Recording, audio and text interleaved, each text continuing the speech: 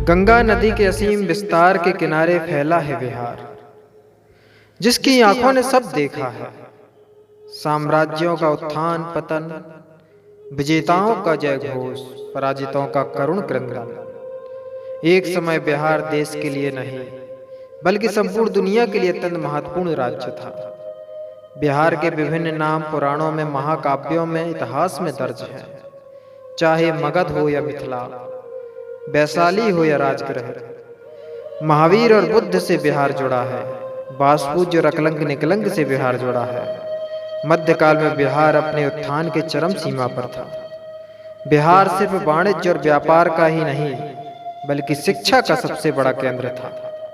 यह बिहार ही था जहां विक्रमशिला विश्वविद्यालय, यह बिहार ही था जहां खड़ा था गर्व से नालंदा विश्वविद्यालय। हम सब पहुंचे नालंदा विश्वविद्यालय आचार्य विशुद्ध सागर जी सत्संग के साथ। इसे बख्तियार खिलजी ने जलाया था। 90 लाख किताबें यहाँ की विशालतम लाइब्रेरी में थी जिसे जलाया गया। आज वर्ल्ड की टॉप 100 यूनिवर्सिटी में हमारे देश की एक भी यूनिवर्सिटी नहीं है। आज हम भले शिक्षा के क्षेत्र में पिछड़ गए हों, लेकिन अतीत अत्यंत समृद्धशाली रहा है। नालंदा सेकेंड ओल्डेस्ट यूनिवर्सिटी थी, पहली तक्षशिला।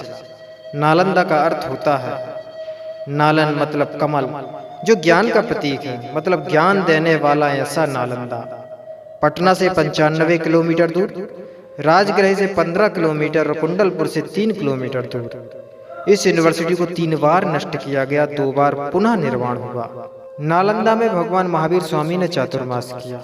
गौतम बुद्ध के भी चातुर्मास हुए। कुमारगुप्त प्रथम, जो कि गुप्त वंश का प्रतापी राजा था, विश्वविद्यालय की स्थापना की। राजा हर्षवर्धन ने सबसे ज्यादा संरक्षण दिया। इस विश्वविद्यालय का एंट्रेंस एग्जाम सबसे ज्यादा टफ होता था।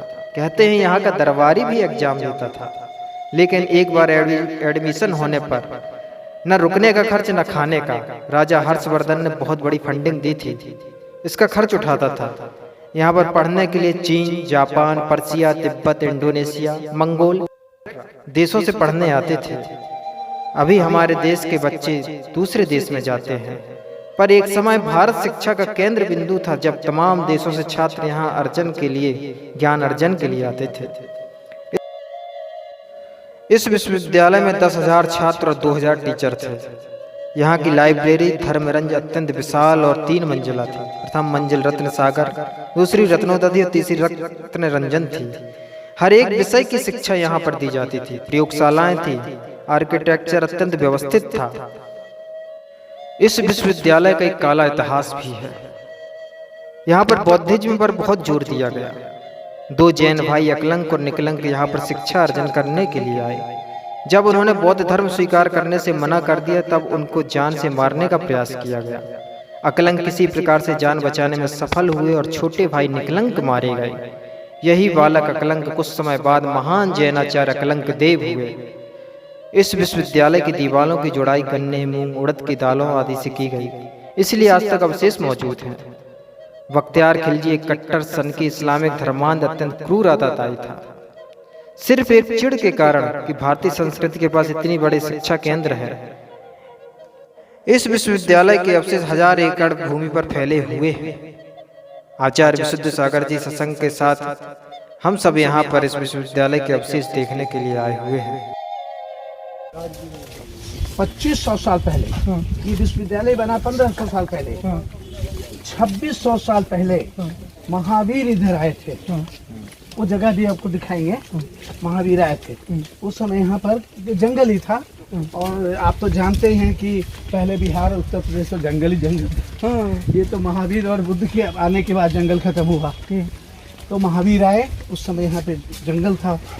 जैन साहित्य के अनुसार बताया गया है कि भगवान महावीर यहाँ पर 3 चतुर्मास व्यतीत किए थे और 11 चतुर्मास राजगृह में।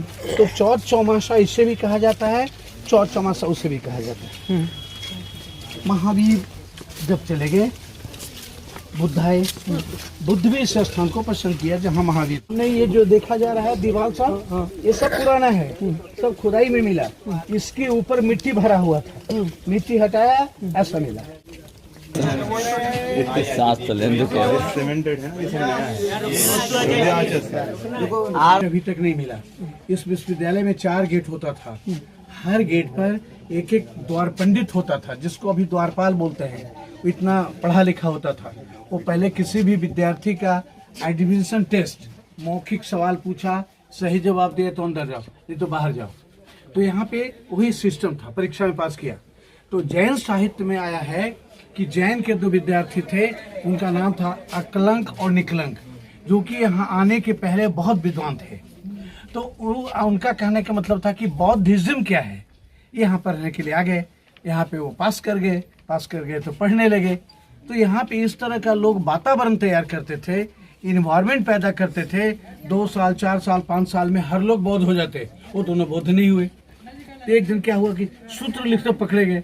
तो लोगों ने कहा आप जैन हो? बोला हाँ बिल्कुल जैन है। तो आपको बौद्ध बनना है? उसने कहा मैं अपने धर्म छोड़ने नहीं आया हूँ, मैं बौद्ध धर्म की पढ़ाई पढ़ने आया हूँ। अंत में एक को लोगों ने जान से मार दिया। एक भागते भागते दूर में कपड़ा धो रहा था, धोबी ने कपड़े में छिपा दिया बच्चा को। धोबी का बेटा मारा गया, लेकिन वो बच गया। तो ये जैन साहित्य में आया है। अकलंक अटक गया, निकलंक निकल गया। अटक गया, अकलंक निकल गया, निकलंक।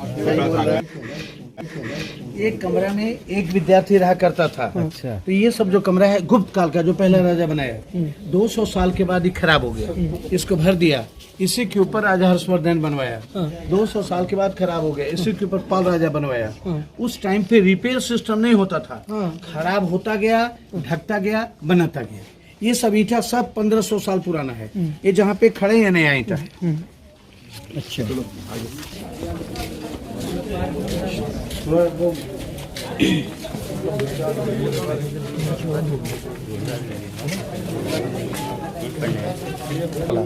इसके ऊपर टोटल रिपेयर। लेकिन ये ईंटा भी पुराना है। जो खुदाई में मिला उसी को डाल दिया। पहले की जो जुड़ाई होती थी, चूना, सुरकी, उड़द का दाल, गंदा वाला गुड़, कत्था पेस्ट बना के देते थे।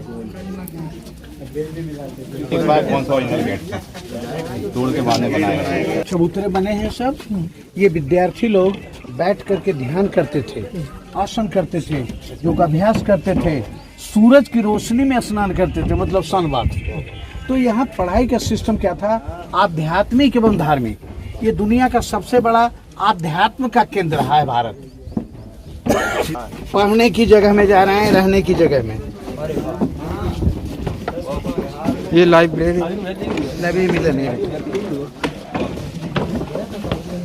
इस बिहार में जा रहे हैं, इधर से प्रवेश द्वार था और हर प्रवेश द्वार से दोनों तरफ बुद्ध की प्रतिमा होती थी। किधर में, किधर में। लोगों ने तोड़ दिया। बुद्धम शरणम गच्छामि बोलकर भीतर प्रवेश करते थे। क्योंकि हर धर्म का आसान मंत्र होता है जो लेमैन भी बोल सकते हैं। जैसे जैन धर्म है जय जिनेंद्र, हर आदमी बोल सकता है।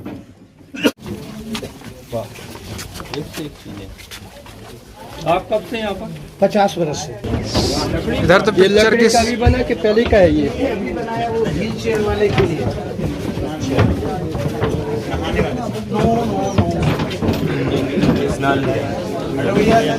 बाथरूम का ये सब एक ही कमरा, बहुत जुर्माना ठुकेगा। रहने के लिए।